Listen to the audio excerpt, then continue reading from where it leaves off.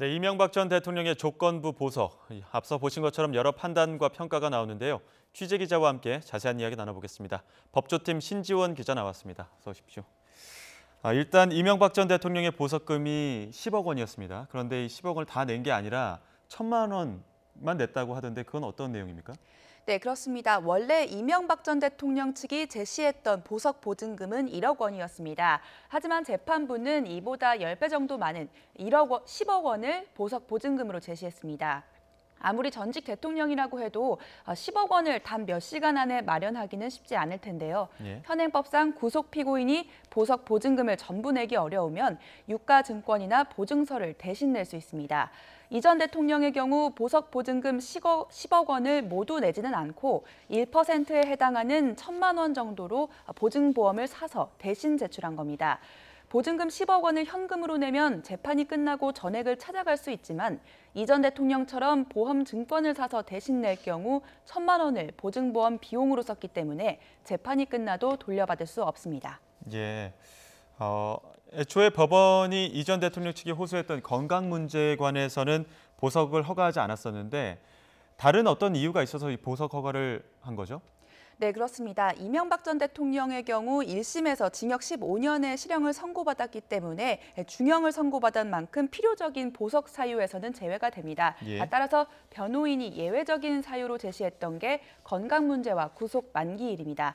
재판부는 이 전 대통령의 건강은 구치소 내부 의료시설로도 충분히 관리할 수 있다면서 보석 사유로 인정하지 않았습니다.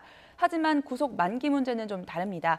이 전 대통령은 다음 달 8일 구속 기간이 만료될 예정이었는데요. 구속 만기로 석방이 되면 재판부가 접견이나 통신을 제한할 수 없어서 오히려 증거인멸 우려가 커질 가능성이 있다고 본 겁니다. 항소심 재판부는 이 전 대통령이 다음 달 완전한 자유인으로 풀려나는 것보다 엄격한 제한을 두고 보석을 허가하는 것이 형사 원칙에도 부합한다고 판단했습니다. 그러면서 이 전 대통령이 죄가 없어서 풀어주는 게 아니라면서 보석 조건을 철저히 준수하라고 당부했습니다. 예. 어떻게 보면은 보다 철저한 재판을 위해서 이제 보석을 허가해줬다 이렇게 봐도 될 것 같은데 그럼에도 불구하고 이 자택 구금에 이르다 보니까 이명박 전 대통령 측에서는 너무 이렇게 자택 구금이나 제한이 많다 이러면서 난색을 표한 부분도 있다고 하던데 어떤 내용입니까? 네, 그렇습니다. 법원은 관할 경찰서인 서울 강남경찰서가 매일 한 번 이상 이 전 대통령의 외출 제한 상태를 확인하고 법원에 통지하도록 했습니다. 또 이 전 대통령 측은 매주 화요일 오후 2시까지 지난 일주일 동안 시간별로 어떤 활동을 했는지 재판부에 보고서 형식으로 제출해야 됩니다. 배우자나 친인척, 변호인을 제외하고는 어떤 사람도 만날 수 없고 SNS나 이메일을 통해서 접촉하는 것도 금지가 됩니다. 병원을 갈 때도 미리 법원의 허가를 받아야 하고 병원에 다녀오기 전후에 검찰에 상황을 알려야 합니다.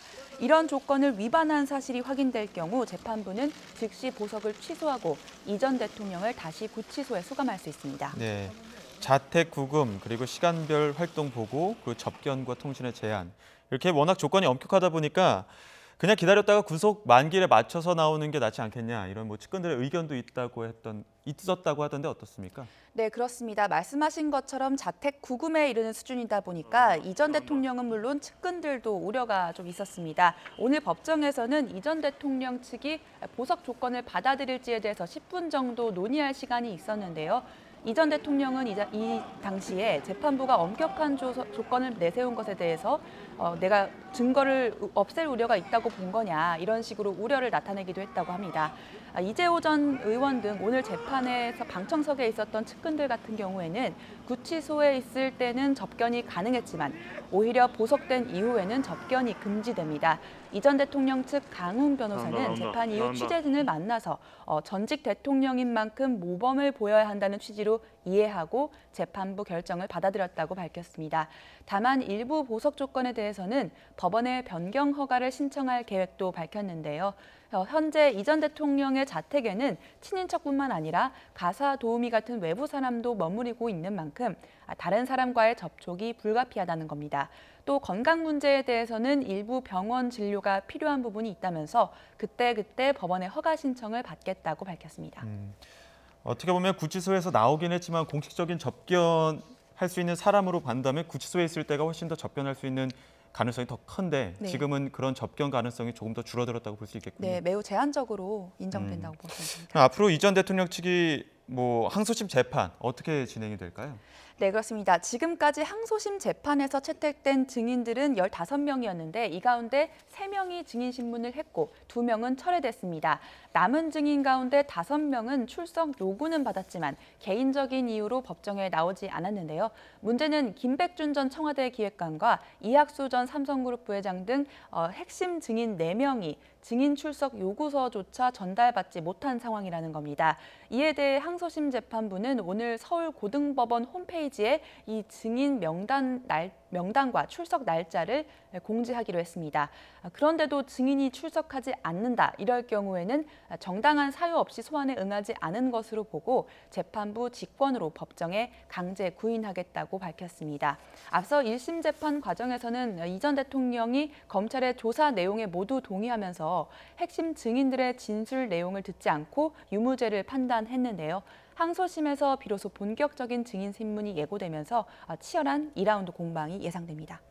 네, 이명박 전 대통령의 보석 그리고 그 이후의 전망까지 들어봤습니다. 지금까지 신지원 기자였습니다. 고맙습니다. 감사합니다.